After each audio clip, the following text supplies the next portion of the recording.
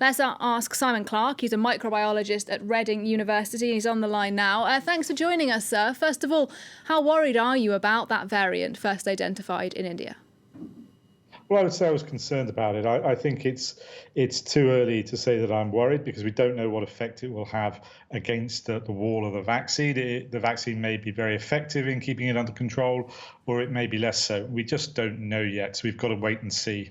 Well, there has been some reporting suggesting that people who've had just the one dose of either the Pfizer or the AstraZeneca vaccine may not be as well protected against this variant. What do you make of that?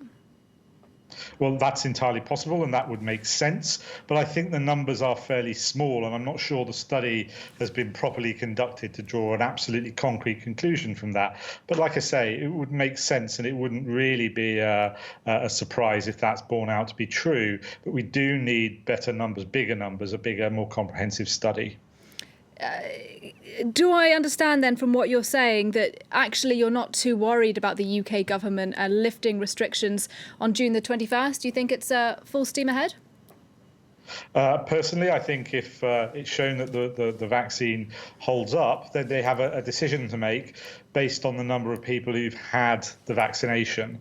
And they're working very hard at the moment to get the vaccine into as many people as quickly as possible. And I think what they should be doing over the month of June, basically, is to make sure that people get their second dose rather than giving the first doses to younger people who shouldn't really be taken particularly ill, even by the Indian variant.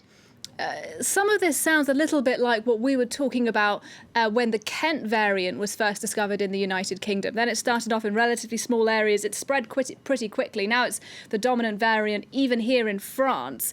Do you expect something similar to happen with this variant, that it will eventually become the dominant strain in the UK and perhaps elsewhere in the world too?